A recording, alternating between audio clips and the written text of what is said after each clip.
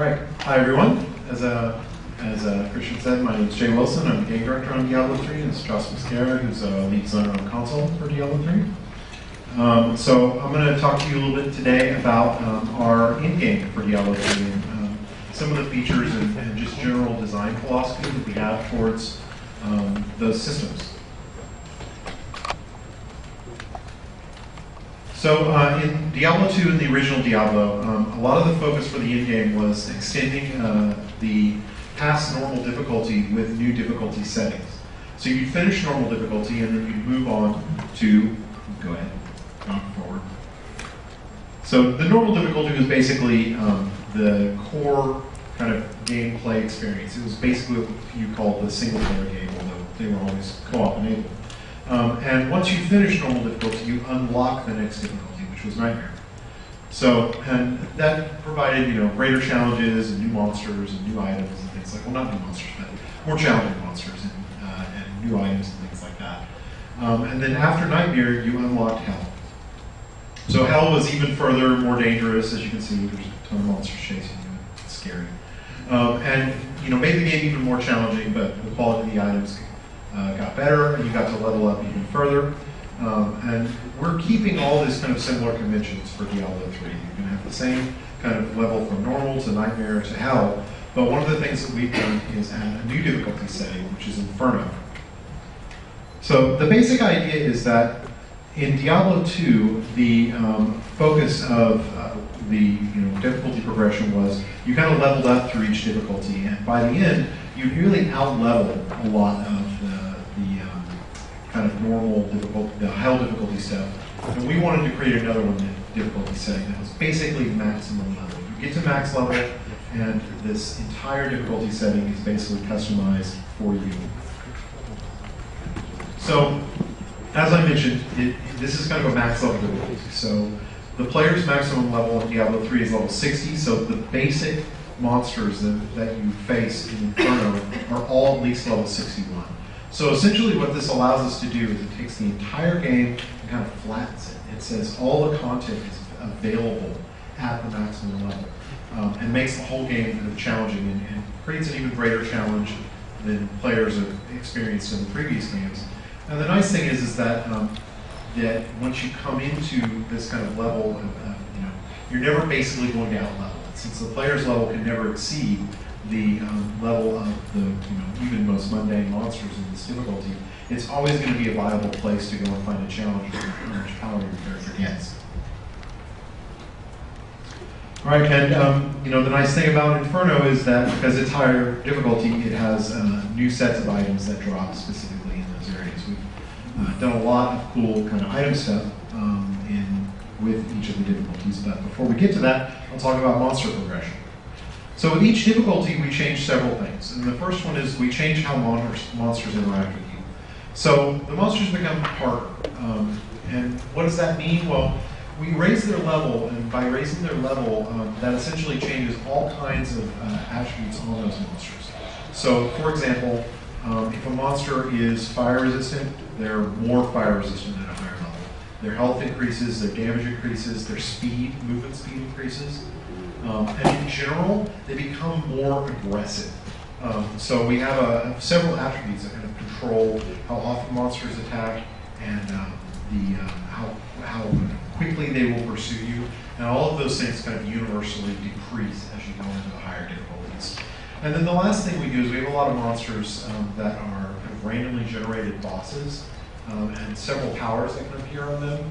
And as you go into the higher difficulties, the number of powers that appear in them increases, and we also have some powers that are unique to the higher difficulty levels. All right, so the next thing we do is focus a lot on items. Now in Diablo 2, when you got to the higher difficulty, you got better items, but they actually used the same art that you saw in normal difficulty. So one of the things we've done in Diablo 3 is that every difficulty essentially has its own items. So here we see the first one's a shot of kind of a mid-normal difficulty wizard. The second shot is nightmare difficulty. And the last one is, I think that one's a late hell difficulty. So And this is true for all the classes. Every class kind of gets unique armor looks and unique items as they level up through the entire game. So that's definitely a max level Demon Hunter. So this is the Monk. That's our normal difficulty. Early Nightmare and Inferno. So as you can see, the visual progression really extends far beyond just kind of a normal playthrough. It gives players something, a reason to continue to level up past normal difficulty. So one of the other things we also focus on is the artisans. So we announced artisans last year, which is essentially crafting. And you can have a variety of different artisans, and each one does some kind of crafting or item enhancement. They have kind of a cart area that you see, you visit them, and as you continue to progress through the game, you'll level those things up. And there are several kind of visual levels of the artisans that are only available in the higher difficulties. So here we have kind of examples of the blacksmith. This one is it's a jeweler. Yeah, it's a jeweler. And then the last one is the mystic.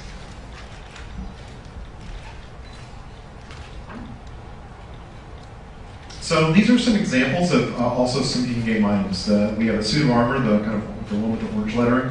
That's a unique item, which means it's been handcrafted by the design team. So the attributes on it are always the same attributes, but the ranges of them can still randomize to have a lower or better quality.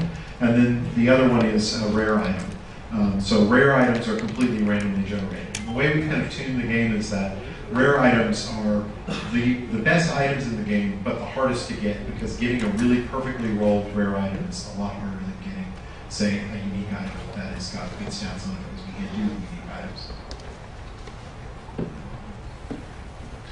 So the next thing we talk about is runes. So one of the things that we focused on to extend past normal difficulty as the primary way that you enhance your skills is runes.